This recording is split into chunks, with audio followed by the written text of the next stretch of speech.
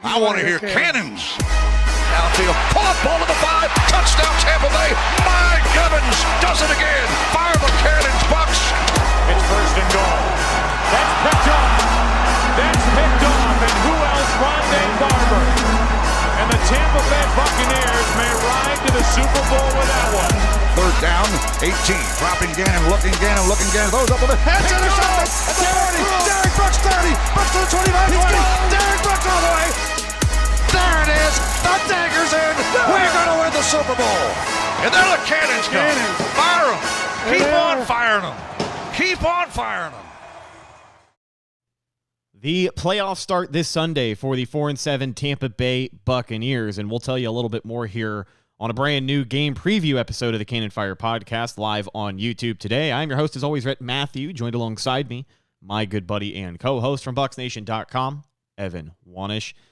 And what I mean, Evan, by, the playoffs begin this Sunday for the 4-7 Tampa Bay Buccaneers, it's a division game against the Falcons, a team that's already beat them once this year. And believe it or not, with a 4-7 record, we are still talking about playoffs. But the Bucs have pinned themselves into a corner here, and if they lose to Atlanta on Sunday, they may as well pack it up and go home, call it a season, because the NFC South could be out of reach now with Atlanta sweeping the Bucs on the season. But I don't know. How do you think this game is going to shake out, and what are your thoughts on the matchup this week for Tampa Bay? Well, the good news for the Bucs is they're 5-7. That's the good news. Man. Well, it tells you the type of 5-7 team that they are. We're talking about the playoffs. We're talking about the division race. It doesn't feel like they're a 5-7 team. It really doesn't feel like they're a team worth, even spending time talking about a playoff spot on. But the door is not shut completely. So until it is, we're gonna talk about all the ways they can make it to the postseason. Yeah, no, and it's more so the NFC South being bad than anything else. It's just this division. If it was a normal division, like if you look around the NFL, like the Lions are 9-3, they're leading their division. The 49ers are 9-3, they're leading their division. The Eagles are 10-2, they're leading their division. Cowboys are in second, they're 9-3. Chiefs 8-4, Jags 8-4, Ravens 9-3, Dolphins 9-3. If the Bucs are in any other division here, it's over. Like it's over now. It's already done. So it's not so much like, oh man, the Bucs they're staying alive. They're staying alive by default, basically, because just nobody wants the NFC South, I guess. And it was the same way last year. Like the Buccaneers won the NFC South with a losing record last year. Now I know that week 18 game against Atlanta, they pulled their starters, like they could have won and had a winning record or whatever. But they still had a losing record. So it seems like we're almost on pace for that again this year. But you're right though. I mean, this is it. If they lose, the rest of the games don't matter. I'm going to be pretty blunt. Like if they lose, the rest of these games do not matter. You drop to 5-8. Atlanta would clearly have the tiebreaker over you. You get swept by them. And also, I just think the team would just be so demoralized at that point because, they know how big of a game this is. They know that they need to win this game. They cannot get swept by Atlanta. On the other hand, Atlanta can almost clinch the NFC South. The Saints play the Panthers this week, so the Saints have had their struggles, but the Saints are probably getting a win this week, like most likely winning this week. So it wouldn't be officially wrapped up, but man, you would be able to basically eliminate the Buccaneers with a win this weekend. So Atlanta's going to know what's at stake, and the Buccaneers are going to know what's at stake as well. So yeah, it is a massive, massive game, and easily the biggest game of the year. No matter what happens from here on out, it's going to be the biggest game of the year. Brutal as Bucks in the chat says, I'm just excited there's something to root for, which is true. There's been a lot of seasons where we've talked about the Bucks being 5-7 and well out of the playoff race, where at this point, the first week of December, you're looking at mock drafts, you're looking ahead to April, and the Bucks don't have anything to play for. But as it stands right now, this team very much in the thick of it, even though it's a very ugly NFC South. Happy Friday to everybody in the live chat as well. Christopher Cole, San Anto Gatto, Payday 39, Holyoke Joe, and Chris Mail. San Anto Gatto says it all starts with one game at a time. For those who have that lose mentality, then you get what you get. But you talked about how from the top down, head coach Todd Bowles, everyone on his staff, and every player in that locker room, they know how important this week's game is, because if the Bucs lose, not only is their season over, but you're talking about just monumental changes on the way for this Buccaneers football team this offseason, which I know some people have been ready to talk about for, a couple of weeks now with the firing of Todd Bowles brought into question every single week. But if the Bucs miss the playoffs, it almost feels inevitable. I mean, maybe there's a chance the Glazers surprise us and keep him around, but Todd Bowles said last week he doesn't feel like he's coaching for his job, but he may as well be, right? Like, is that just coach talk for, I'm going to ignore the outside noise, I don't feel like I'm coaching for my job, but deep down inside, he's coaching for his job every week. Yeah, and I thought, and I mentioned this, I believe, on the pod a little bit ago about how Dave Canales had said, basically he had an honest talk with his family about what happens to coaches of teams that lose 6 of 7 or 7 of 8. Like, so that shows me, like they're aware, and like Todd Bowles is clearly aware. Like he knows, like he knows what happens if this season, if they finish 6-11 or 5-12 or maybe even 7-10. Like he knows what's going to happen.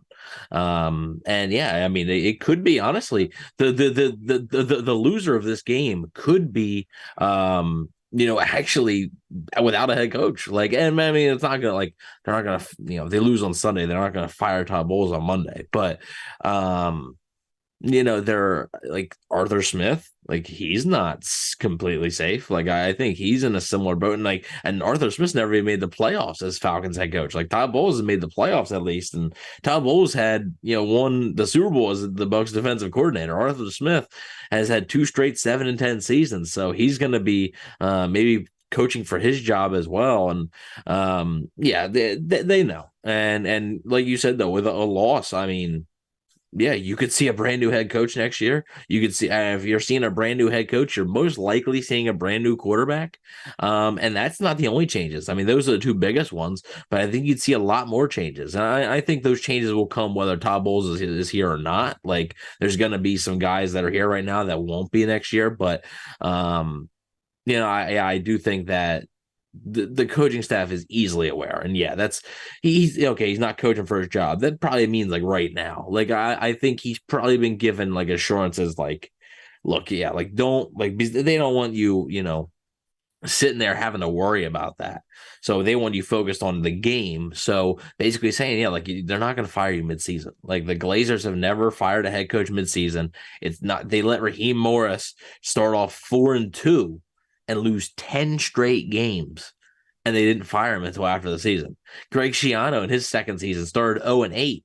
Both coaches were fired after that season, right? But he started 0-8, and they didn't fire him. So, I do think that Bowles will get the rest of the season, and I think he needs to make the playoffs to keep his job. I think if this team misses the playoffs, I think the Glazers are looking for progress, and missing the playoffs after making them would not be progress. So I think he needs to make the playoffs to keep his job, and the way to make the playoffs is basically, I mean, people look at 5 games remaining. Okay, you can lose to Green Bay and Jacksonville as long as you win your 3 remaining divisional games. Like you can lose those games. Like Green Bay's playing great football right now. Just beat Kansas City. Well, arguably the hottest team in the NFL right now is Green Bay Packers. Like that's a tough game next week. Like that is not an easy game now. And Jacksonville, obviously it sounds like Trevor Lawrence will be fine. So we'll have to wait and see about that, about his status. But it wouldn't really matter if you just win your divisional games, but it all starts this week. I mean, you have to win this game,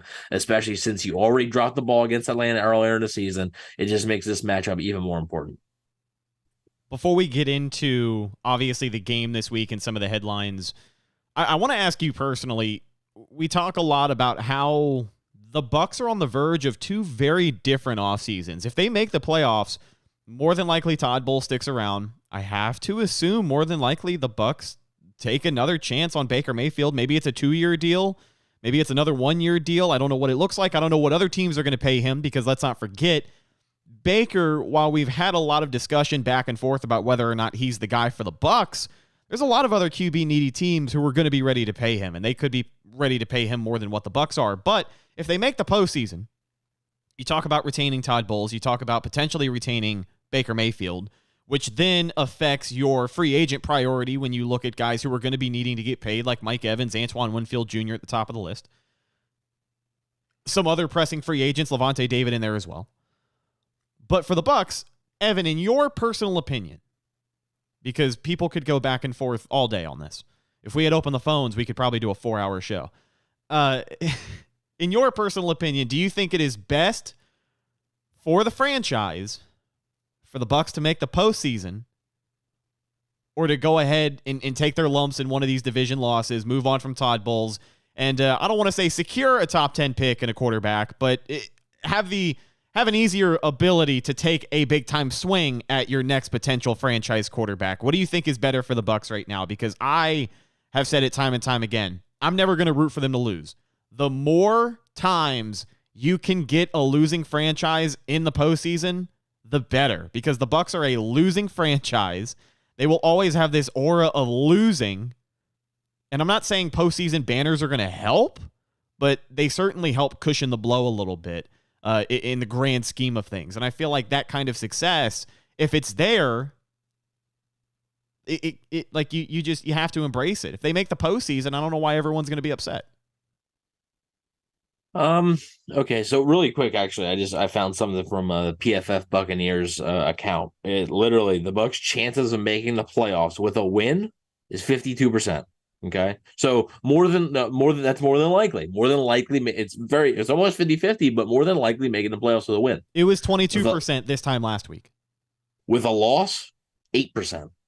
So that's the difference we're talking here. Like, if they lose, it's over.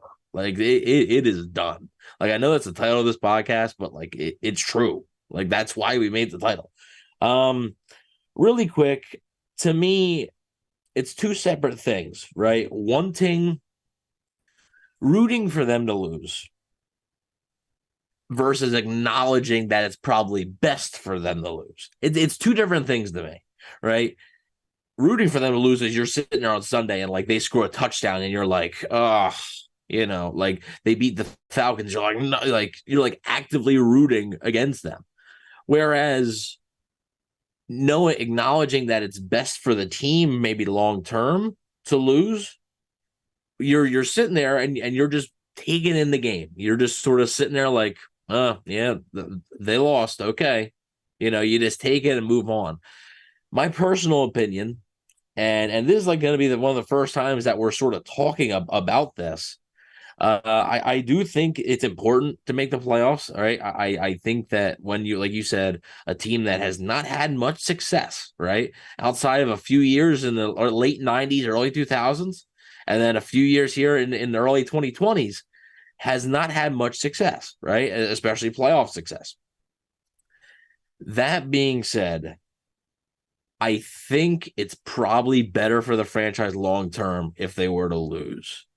And get, like I said, I'm not rooting against them, but what's better is probably for them to lose, get a new head coach, get your franchise quarterback, which those opportunities don't come around every day, right? You're not going to get an opportunity to draft a franchise quarterback every draft. It's not going to happen, okay? And like you're not going to find a Jalen Hurts in the second round every year. Not going to happen. Or even a Derek Carr, who the Raiders drafted in the second round, was a good quarterback. Not going to happen. Like Kyle Trask was a second round pick. He hadn't started a game.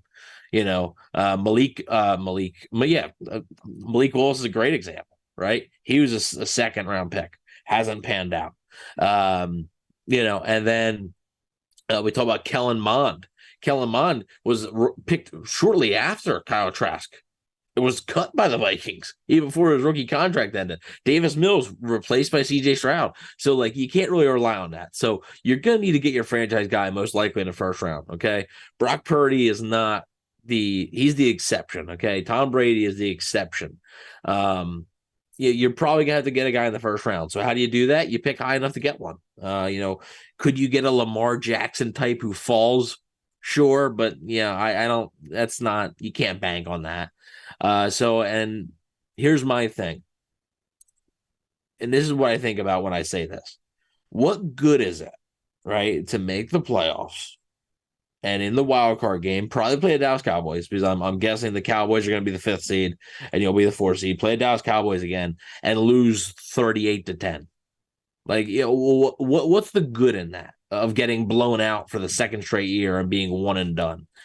I don't see much good in that. And I think there's more positives than negatives for the long term, right? Maybe not this year, right? Obviously, this year it would suck to miss the playoffs and get the 9th overall pick. But as far as the next 5 years, the next 6 years, it's probably better if they just take their lumps this year, move on from Todd Bowles. And Baker's been fine, but it's probably better if Baker's not going to be the starting quarterback 4 years from now for this team. He's not. Even if Todd Bowles stays, Todd Bowles and Baker Mayfield will not be here 4 years from now. It won't happen. So I think it would be best if you took your opportunities and just sort of seized the opportunity here and got your franchise quarterback along with a young offensive head coach, which obviously I know it's the craze now, right? It's that fad, but I don't think the fad's wearing off. I think it's here to stay. And I think if you find that guy, I think it's going to be huge. We'll get into head coaching candidates when that time comes. But yeah, that's where I'm at right now. I agree with your sentiments in the fact that if the Bucs decide to be in a position to bring back Todd Bowles and Baker Mayfield next year, it's going to be more of the same. Baker's been fine, but we've talked about his ceiling before, and I don't know if he's going to be able to constantly play at that level under Todd Bowles. I don't think he will be. This defense has been getting worse week in and week out. That's on Todd Bowles. I mean, the Bucs are in bad shape, mostly because of execution on the field, but Todd Bowles has played a very fair hand in it. And it's going to be interesting to see how things shake out. But also, another thing that people don't talk about really quick. If you make the playoffs, right, you win the NFC South. Next year, you play a first-place schedule again. You do. So that means instead of playing the Los Angeles Rams and Minnesota Vikings, you're playing or Green Bay Packers. You're playing the Detroit Lions and San Francisco 49ers. Yes, that matters. It definitely matters.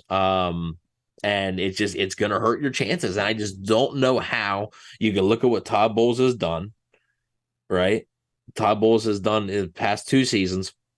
He's had 1 winning season in his career as a head coach. That was his first season as head coach as the New York Jets, 10-6. And I just don't know how you can have the confidence that giving this guy another year is going to work out. Now, the Buccaneers, listen, the Glazers, it's not a slam dunk that Todd Bowles is fired. Do I believe that if they miss the playoffs, Todd Bowles is fired? I do. I do think they're going to move on. However, the Glazers kept Dirk Cutter after the Buccaneers went 9-7, then 5-11. The Buccaneers didn't make the playoffs with 9-7. They kept Dirk Cutter for a 3rd year after he went 5-11, partially because they couldn't come to an agreement with John Gruden, but I think that's actually the main reason, because they just couldn't come to an agreement there. But then they cut Cutter for a 3rd year. So I don't think it's 0% chance that Todd Bowles is back for a 3rd year, even if he misses the playoffs. But I find it very unlikely that he's back. Yeah, I agree with your sentiments there about how I still think there's a chance. It would be a surprise if they missed the playoffs and Todd Bowles is back. People would not be happy. I don't think the stadium would quite be packed next year. And I'll leave it at that. But it will definitely be interesting to see how it shakes out. On to the injury front for this week's game as we dive into who's available and who is not. The final Bucs-Falcons injury report came out about an hour ago on the Falcons side. A.J. Terrell has not been ruled out. Neither has Jeff Okudah, but 3 Falcons starters are out in Nate Landman, Caleb McGarry, and David Onyemata. Cordero Patterson now has an illness, so he could be a game-time decision. Now, for the Tampa Bay Buccaneers, last week on the injury front, it was a lot more players on the defensive side of the ball that we were talking about. But this week, it seems like the Bucs are going to be getting Levante David back, seemingly Servassier Dennis, so you're not going to be nearly as thin in that linebacker core. But as we did find out, Devin White, Jamel Dean have both been ruled out. Devin White and Jamel Dean missing their 2nd straight week. And Vita Vea pops up with being questionable, being a game-time decision because he did not practice all week, which is not a great sign for the big man in the middle of that defensive line. But for the Bucs, again, we talk about the absence of Devin White and Jamel Dean. At least they're getting some reinforcements this week. Yeah, no, for sure. And getting Levante David most likely back is huge. At the same time, though, man, you got to hope Vita Vea plays because it's this matchup. That's what sucks. This matchup with the Falcons who can run the football. By the way, the Falcons as a team The last four straight times they have as a team had over 100 rushing yards against this Todd Bowles defense. So, Arthur Smith and the Falcons seem to be figuring out how to run against the Bucs, and they do it with success.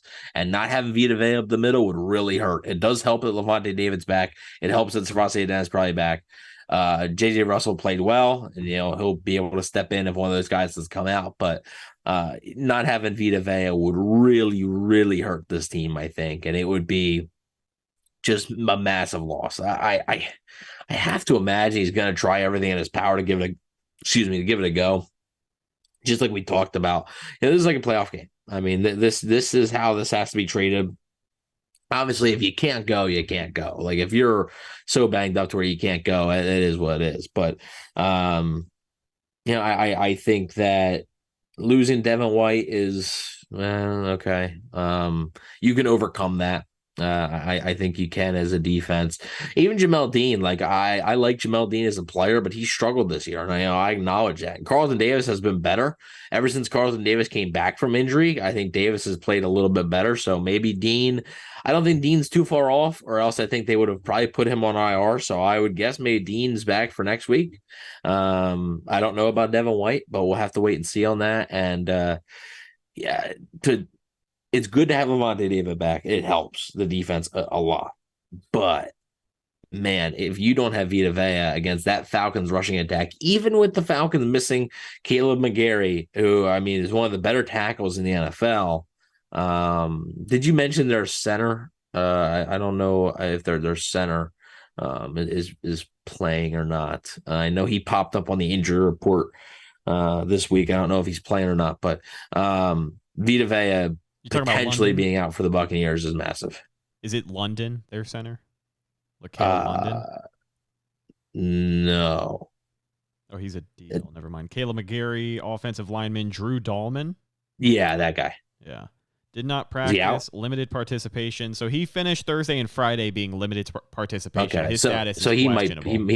He might play. Okay, he probably will play since he finished limited on both days. I guess he played. So yeah, I mean, even without Caleb McGarry though, this Falcons rushing attack can hurt you. And the Bucs didn't see Bijan Robinson last time. Bijan Robinson had an illness, so he did not really play. But Tyler Algier has been like a Chuba Hubbard basically. Yeah. To the Buccaneers. He has really killed them. So Bijan and Tyler Algier, you're going to see a ton of, and you just hope that the Bucs can stop this Falcons ground game, because if they can't, it could be a long day for the defense. Yeah, that's been something here in the second half of the season that has fallen apart for the Bucs. Even with Vita Vea last week on that defensive line against Carolina, Chuba Hubbard had a monster day. He was getting plenty of work. We saw the same thing a couple of weeks ago with Zach Moss and Jonathan Taylor both having productive days in the second half of that game. And that's going to be big, too, is making sure that not only do they start strong, but they finish strong, because the defense, they got to play a full 4 quarters. And we talked about some of the guys are getting back this week. Levante David, having a short tackler in the backfield is going to go a long way, but you just got to do your job. You got to do your job. It's a playoff atmosphere, and everybody knows it. But I do want to talk a little more about one guy in particular on the defense for the Tampa Bay Buccaneers who will not be in action this week. That is linebacker Devin White.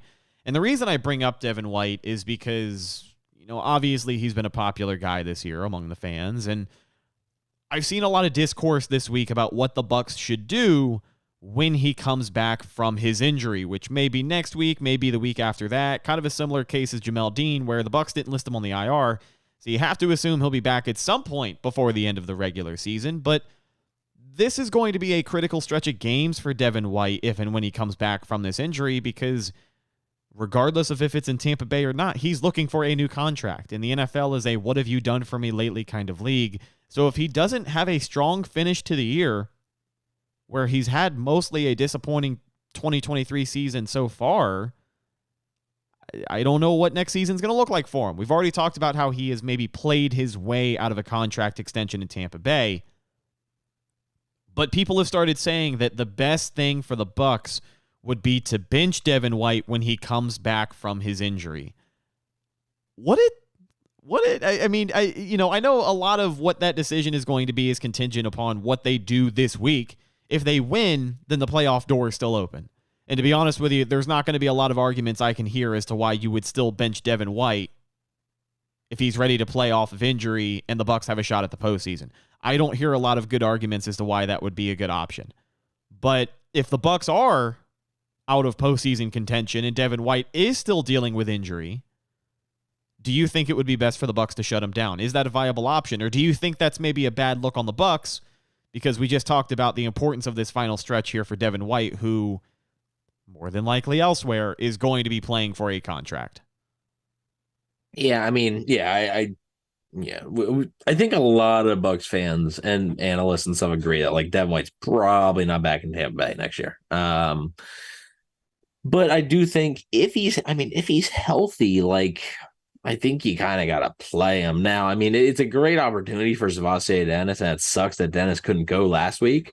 But I mean, they got more of a look at JJ Russell then, so that was good, of course. And we'll have to wait and see what Dennis looks like on Sunday next to Lavonte David, because that could very well be your 2024 linebackers, right there. If they bring back Lavonte David and Savassi Dennis is there, it could be those guys. So I don't know about shutting Devin White down. I do think it's a little bit different, and I think the argument can't be made if they're still in the playoff hunt. Like I don't think you can make an argument. However, and look, a loss this week to Atlanta would not mathematically eliminate them. They are not mathematically eliminated. Now, if they lose to Atlanta this week and then they lose to Green Bay and then Atlanta wins next week, okay, I'm not sure of all the scenarios, but then they might be mathematically eliminated. But a loss this week, like I said, they still have an 8% chance. So they're not mathematically eliminated. And I don't think they would consider shutting anybody down for any reason until they are officially done.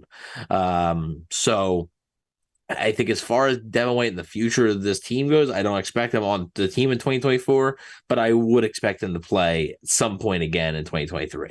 I don't think you've seen the last of Devin White in a Bucs uniform.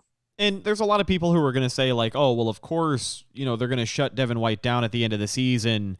If they're out of the playoff hunt, you want to see what you have in Savassi Dennis. And that's a fair point. Like that's going to be high up on the priority list because Savassi Dennis, this 2023 draft class for the Bucs has been great so far. It really has. Like Elijah Cansey, Yaya Diaby playing well ahead of schedule. You'd love to see Savassi Dennis get some important reps down the stretch here.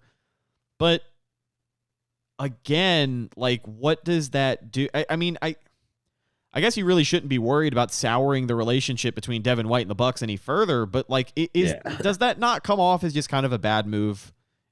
If the Bucs decide to shut him down, if he's healthy, yeah. I mean, if he wants to play. because other players are going to pay attention to that too. Yeah, that's what I'm saying. Yeah, like other players are going to keep that in mind. Like, oh, they held him out. Like he was healthy, ready to go. They knew it was contract time, and they held him out for a reason. Like other players are going to remember that, and so that's why I think I don't think you've seen the last of Devin White. I think they're going to take a good look at Savassi Dennis.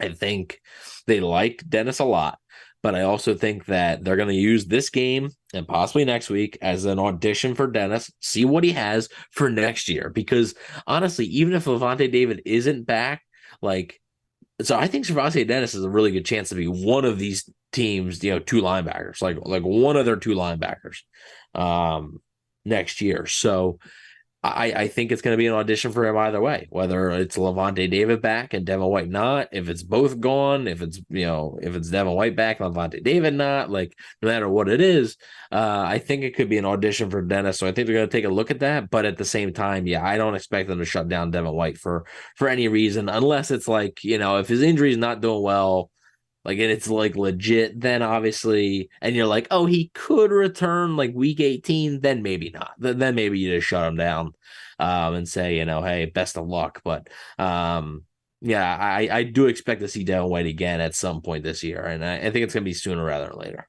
Before we talk about the other side of the football, I did want to give some props to the NFC Defensive Player of the Week, the best safety in the NFL, Antoine Winfield Jr. Hang on. Okay, so maybe we don't. Okay, I 100% agree on the best safety in the NFL. Okay, however, it is blasphemy blasphemy that this guy is not even on the Pro Bowl voting. Oh, come on. Are you kidding me? Are you serious? Do we expect anything different this time of year? Every year, even when the Bucs had Tom effing Brady, it felt like there were a lot of guys that just kind of missed, Like, not even on the thing though. He's not even on the list. Like, I don't understand. Like, that is ridiculous. They don't know. That ball. is insane. They don't know ball. They just don't know ball. That's insane. What's that reminds me of worse? Like 2013 when Levante David had that year, which I still think is probably the best year of his career. When he had that year and he didn't make the Pro Bowl. Like, I know the Pro Bowl is a joke. I'm not really going to get too hung up on it, but to not even be, I believe, in the top 10. You mean to tell me there's 10 safeties that have been better than Antoine Winfield Jr. this year? Get out of here. Like, come on. What's even worse is that he probably won't even make the first or second all-pro team this year. I guarantee. No, I mean, no, probably not. Yeah. And definitely not the first. That's just where the Bucs are. Well, okay. That's just where the Bucs are. We're back to not necessarily being the media darling that they have been the last couple of seasons. So it comes with the territory. It is what it is. But shout out to Antoine Winfield Jr. having one hell of a season, and when he gets paid, man, he's getting paid. All right, let's talk about the offense for the Bucs as we wrap up this week's game preview, and we'll take a little bit from the headlines here. Talk about another popular player on this Tampa Bay Buccaneers roster as of late. That is wide receiver Chris Godwin. I wasn't on social media enough to know why he was in the news this week, but I saw that there was some discrepancy between his wife, head coach Todd Bowles, and it all had to do with his injuries, playing time, snap count, this and that. But from what I understand, Evan, if you could explain it to me like I'm 5 years old, when you compare Chris Godwin as a number 2 wide receiver, his targets and catches on the year compared to other number 2 wide receivers, everything is kind of right where it should be. I know Dave Canales admitted that, he hasn't done the best job at getting Godwin involved, and we can talk about Canales and his usage. We can also talk about Baker Mayfield just not throwing the ball to Chris Godwin. But between both of those things, it seems like everything with Godwin is like, it seemed like up until this week, everything was okay. I know we had talked about getting him into the offense a little bit more. It's been the Mike Evans show out there. But does this feel like something that got blown up into a bigger deal than it really should be? Or is Chris Godwin legitimately concerned with his usage in this offense, and the Bucs are going to adjust accordingly moving forward? I mean, I think Godwin has every right to be frustrated. I mean, he needs to be a bigger part of the offense. I've been saying it for a while. Like, this offense is better when Chris Godwin and Mike Evans are involved, not just Mike Evans, like not just the Mike Evans show. Mike Evans is a great player, but the offense is so much better and runs so much better when both guys are involved. And like, you're paying Chris Godwin a lot of freaking money, and like, that's a big debate. That's a big reason why they haven't paid Mike Evans, because they're already paying Chris Godwin. It's tough to pay 2 wide receivers $20+ million a year. Right. So I'm not saying that's okay. Oh, you're paying him so much money, you have to use him. No. You have to use him because he's a talented football player. That's why. Okay. But it's so weird. And part of it, I think, is the offense, sure. But also part of it's Baker Mayfield. If you look on film, Godwin is getting open. Mayfield just decides to go somewhere else with the football. Like, it happens. I don't know why. To me, I love Trey Palmer, loved him coming out of college, love the draft pick. He's targeting Trey Palmer too much. It seems like the offense is basically Trey Palmer, Mike Evans, occasionally Rachaad White, occasionally Kate Otten. Like, that's what it feels like the offense is. And Chris Godwin is just completely forgotten, and I don't understand why. He's too good of a football player. You're paying him too much money, and he does too many things well for you to just forget about him. So hopefully they can get it right. If any bettors out there, I don't know what the thing is, what the line's at. I'm going to check it right now, but I'd bet the over receptions, because it always seems like whenever this is a subject, right, a topic, it seems like the next week. I remember, I think last year, it was, I think, the Pittsburgh game that I don't believe Mike Evans had a catch or something like that, or he had like one catch, and it was a big storyline like heading into the game against Carolina.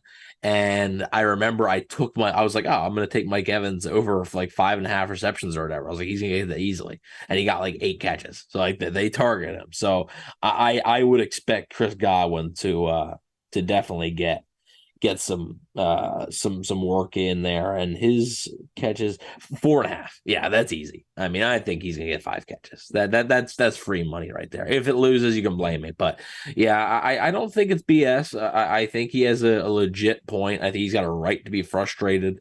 I think the Bucs offense as a whole has a right to be frustrated because, again, they are better when this guy is going. And right now, he's not going. And it's not even really his fault. Like, it's not like, oh, they're throwing the ball and he's just not catching it.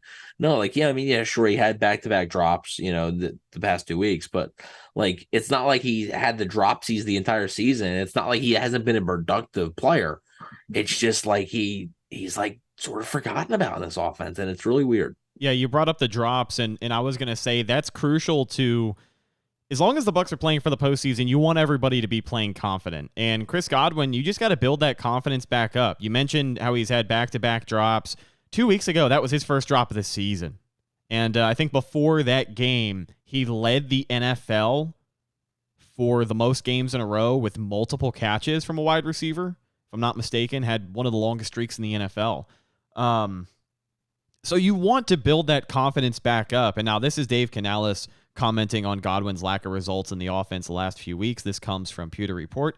Last Sunday against the Panthers, Godwin was held without a catch on 3 targets, and over the past 4 games, he has contributed very little to the offense's success, especially when pitting his production against Mike Evans. For Dave Canales, he was reminded of his other star wide receiver's ability when he ran a 19-yard touchdown in the fourth quarter of the team's 21-18 win.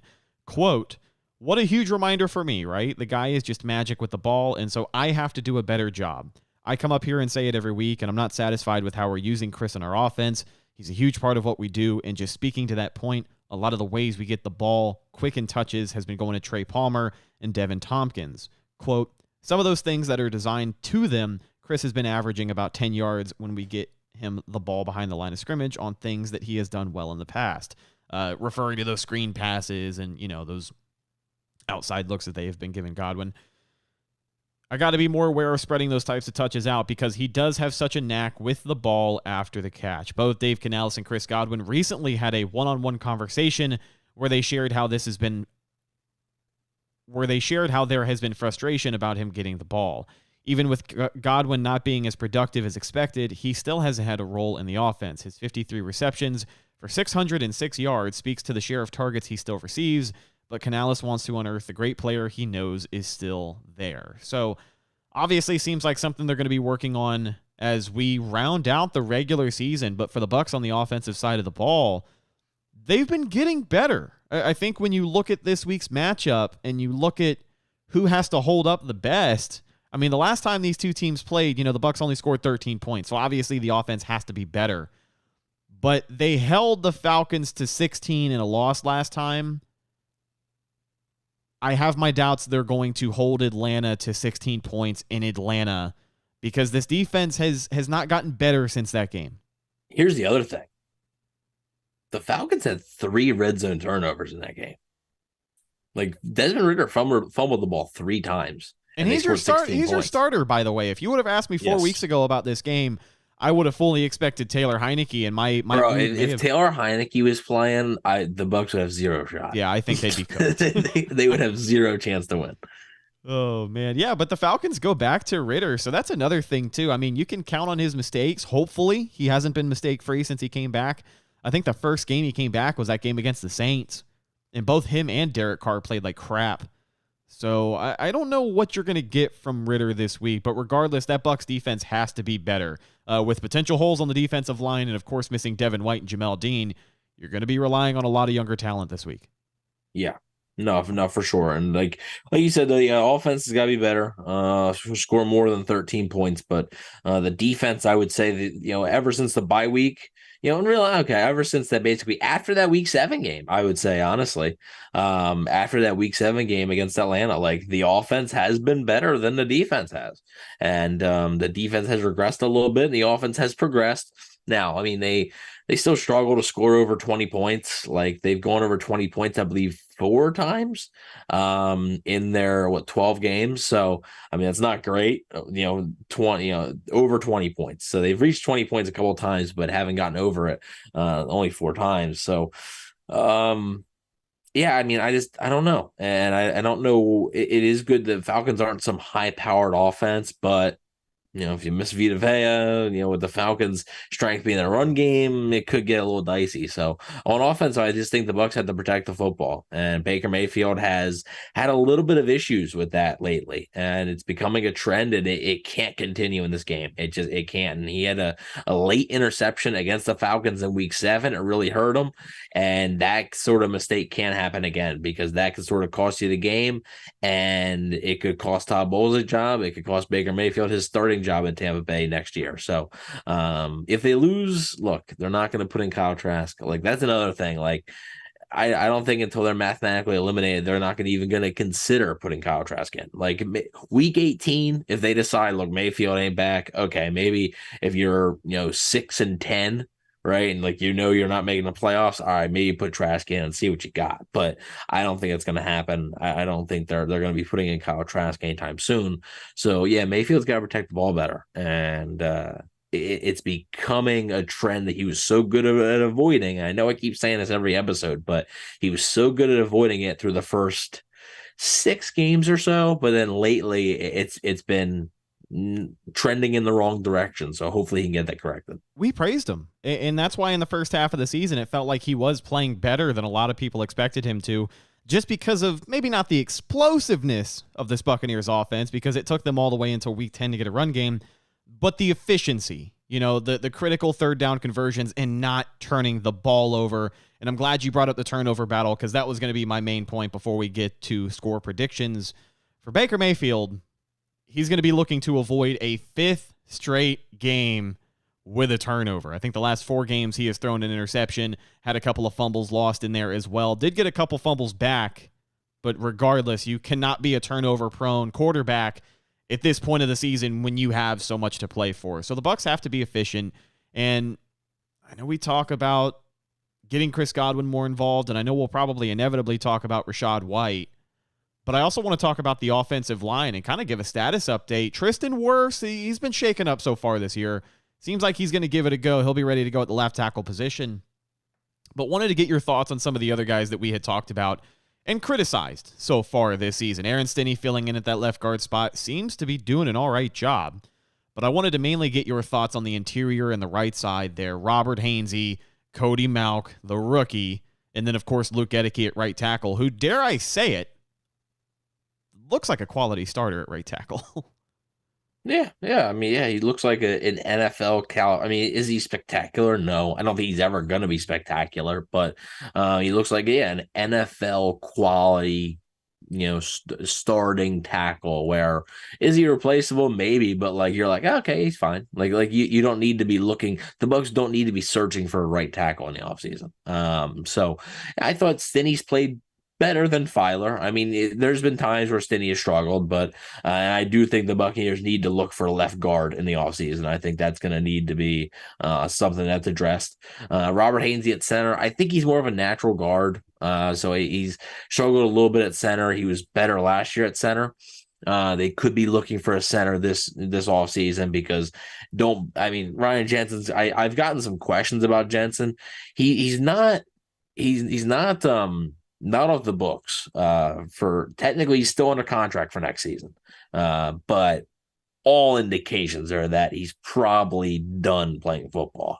I know he's going to try and come back. He said that he intends to, but I don't know if that's realistic. So could be looking for a center. And then Cody Mauch, it's been up and down, as you would expect with a rookie that went to North Dakota State, playing in the NFL and starting in the NFL. I think it's been up and down, and there's been some good, there's been some bad. So he's another guy I'm sort of hoping for that year 2 jump in next year, because what you got this year, it's fine. For a rookie 2nd round pick, it's fine, but you want to see a little bit more, I think, in year 2 after a little bit more development. So the interior of the offensive line, I think, is definitely the weak point. Now, the Falcons not having David Onyemata and Grady Jarrett up the middle is definitely going to help. It is certainly going to help, but the Falcons pass rush has been decent as of late. Lorenzo Carter, Arnold E. I believe his first name is Arnold. His last name starts with an E. I'm not even gonna try and pronounce it because I would butcher that. But they've been getting a lot of sacks, and I believe that the Arnold E guy has like 4 sacks in the last 3 games or something like that. He's been on a tear, so gonna have to watch out for him. And yeah, you're right. I mean, Tristan Wirfs, and look, he hasn't played as well since he's been banged up. And I wonder if he's one of those guys where if the Bucs are mathematically eliminated, say week 16, week 17, I wonder if they shut him down for the season, try and get him as healthy as possible. If he needs any type of surgery or anything, I don't think it's that severe, but just to rest up and not possibly injure it anymore. But yeah, he seems to be banged up. I mean, Baker Mayfield's even a little bit banged up. He got landed on by Derek Brown last Sunday. Wasn't on the injury report, but he's hurting.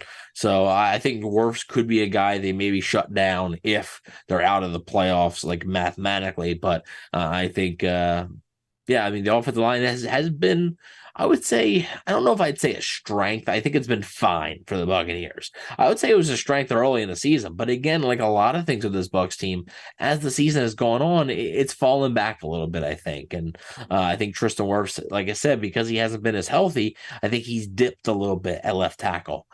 He struggled late in that 49ers game after he left. Then he struggled in the Indy game. And then, last week he was okay, but he got hurt again. So we'll have to see what type of game he has on Sunday. But the offensive line, I think if they can hold up enough and give Baker Mayfield time, look, it's all about making the right decisions and getting the football to your playmakers and just sort of, letting them do their thing. Yeah, if the Bucs want to have any success getting Chris Godwin or even Rashad White involved in this offense, it's going to start and stop with the offensive line. You give Baker time, and of course you open up those run lanes that we love to see. Let's get into some score predictions here for the Falcons and the Bucs. Bucs going to be on the road. The Bucs have proven to me that I don't know. Are they a better road team this year? We've been able to say that most years, but I'm not sure if that's the case. You did get a loss in Indy a couple of weeks ago. Come back home, you get a big win against Carolina. Here you are on the road again. It's a big-time division game. I wouldn't say Atlanta Stadium is a particularly tough place to play, but I do think playing on the road is still going to affect this team. I think the offense is better. They're in a better spot than they were when they last played Atlanta. I think the injuries are going to play a factor for both teams as well. If the offensive line holds up, I do see Mike Evans having another big day because A.J. Terrell, he has not been ruled out. So he is questionable, but man, he cannot cover Mike Evans. It seems like most times whenever the Bucs match up and you've got Mike Evans being shadowed by A.J. Terrell, Mike usually gets 65-plus yards on the day, which for a guy like him is productive in this offense. So I think the Bucs score a little more points than they did last time. And I think they have to hold on late in this one to win. I think Atlanta, it's going to be kind of similar to Carolina, where if the Bucs do win, which I'm going to pick them to win, if the Bucs do win, they're going to have to hang on. I think it'll be a little too close for comfort there in the fourth quarter. Atlanta's going to make a late surge, but it will not be enough. Tampa Bay comes out on top 24-21 in a very close, very stressful division game. Yeah, well, and also like AJ Terrell is like good too, and like Mike Evans just gives him fits, and Jeff Okudah was another corner of theirs who's had a really good year. They traded for him from Detroit, and he was on the injury report as well, so something to monitor. Both corners may a little bit banged up there. Yeah, just somehow, some way. Oh, and also like you mentioned, they're actually. They're 3-3 at home this year, the Bucs, and 2-4 on the road. So, worse road record than home. Coincidentally, they have played some tougher teams on the road. They played the Bills, they played the Niners, they played the Colts, and then obviously at home they played the Titans, the Bears, and the Panthers. Those are their 3 wins at home. So, I think somehow, some way, they're gonna find a way to win. I don't know how. I have a feeling that they're gonna. I guess it boils down to I just have a hard time imagining the Falcons sweeping them. Whereas, like, if you told me like if the Saints would have won the Week 4 game, and then you're like, oh, the Saints are gonna win again, I was like, okay, like, yeah, Saints have always had the Bucs number. Like, I just don't know if I can trust this Falcons team enough to think that they're gonna sweep an opponent. I don't know. For some reason, I just think they step up, even with the injuries, banged up defense. Atlanta's banged up too, so I think that helps. And I think they find a way. I'm going to have a lower scoring game than you. I think it's going to be a low scoring game. I think it's going to be almost a carbon copy of what the Week 7 game was, except I think it's going to be a different result. I'm not necessarily a game-winning field goal by Chase McLaughlin, but just that type of game, low scoring. You don't really know, like entering the fourth quarter, like it's like anybody's game. You need to limit the mistakes down the stretch. I think the Bucs do this time, which they didn't last time. They didn't in Week 7. Baker Mayfield obviously had that interception late in the game. They didn't limit the mistakes. This time, I think they will, and I think the Bucs are going to win 17-13. I think the Bucs are going to come out on top and keep their season alive. Will they make the playoffs if they win this game? Who knows, right? It's still basically 50-50. I mean, that PFF thing with the analytics at 52%. So, well, it's not a slam dunk that they make the playoffs because basically, you win this game, but you lose the next 3. Doesn't really matter. Like, it doesn't matter if you won this game. So, we'll have to wait and see, but their playoff chances will greatly remain alive with a win here. And I do think just somehow, some way, they get the job done. I agree. They pulling you back in? They pulling you back in? No. Huh? No. Just I just think it's just again, I have a hard time believing the Falcons are going to sweep them. I don't think the Falcons are good enough to sweep them. And I think combined with if the Bucs would have won in Week 7, I'm probably picking the Falcons right now. I just don't think either team is good enough to sweep either one of them. So I think combined with the injuries and that I think the Falcons are not going to be able to sweep the Bucs. I just think the Bucs are going to find a way somehow, some way. I think they're going to win. We're going to need a terrible game from Ritter, just like last time. Yeah, I mean, on one hand, like the Pewter Report guys actually brought this up too. They were like, on one hand, like a lot of people said, oh, the Bucs should have won that game Week 7. Like, oh, the Bucs lost that game. At the same time, though, the Falcons had 3 red zone turnovers. So, yeah, the Bucs should have and could have won that game. At the same time, the Falcons could have blown the Bucs out. Like the Falcons could have scored like 2 more touchdowns and it's a completely different game. So I don't know which, and this is the toughest game, biggest game of the year, obviously for the Bucs, but the toughest game of the year for me to predict because I don't know which version of either team is going to show up on Sunday.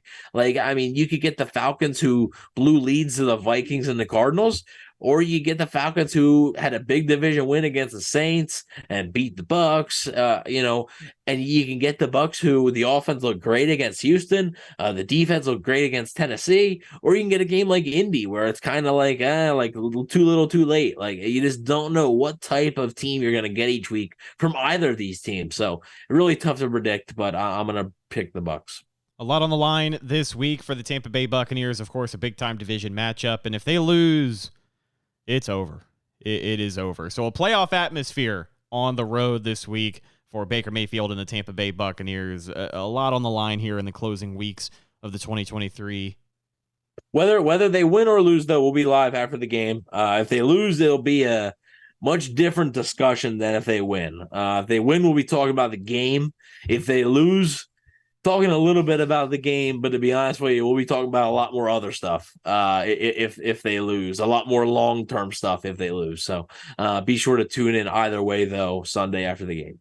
It's going to be like a funeral. And if they tie, I don't know what we're going to talk about. Yeah, that'll really be a discussion to be had. We'll have to break down all the logistics of that. That would be a tiebreaker mess for the playoffs. Seriously, that'd be awful. How fitting for a terrible NFC South division as well. Just one of the worst in football this year. But that's going to do it for this week's game preview edition of the Cannon Fire Podcast. Follow the show on social media, Facebook, Instagram, and Twitter. All of those are Cannon Fire Podcast. Best place to go for updates on the show. And, of course, Tampa Bay Buccaneer news as it happens. Shout out to everybody in the chat hanging out with us live today. Brutal as Bucks, Al Bundy, our friends from the Bring the Juice Colts podcast, talking about how they have a big game this Sunday as well. The Colts very much in the mix over there in the AFC. I know the AFC a very tough conference this year, but after a good stretch of wins here that kicked off with the Bucs, if I'm not mistaken, the Colts are in a good position to make the postseason. It's going to be interesting for them. Follow my co-host Evan on social media. You can find him on Instagram at Bucs_Daily, the #1 Buccaneers fan page on Instagram. You can also find him on Twitter at EvanNFL and check out his written work at BucsNation.com. Have you got anything this week before the game? Gonna have the Q&A with the Falcons, the Falcoholic, the SB Nation site, and also X Factor, which, spoiler, it's Baker Mayfield. So it's going to be Baker Mayfield. So I'm going to talk about why Baker Mayfield needs to play well in order for the Buccaneers to win this week. So stay tuned for those two things coming. I mean, within the next 48 hours, because 48 hours from now is the football game. So it'll be out soon. Last but not least, you can find myself on Twitter and Instagram at Redicus, RHETTAKUS. If you follow me, I will follow you back. We'll talk to you guys on Sunday. Win, lose, or draw right here, youtube.com/Cannon Fire Podcast. We will be live and taking your phone calls. Looking forward to it. I'm your host, Rhett Matthew, signing off for my co-host, Evan Wanish. We'll talk to you then. Until then, and as always, thank you for listening, and go Bucs.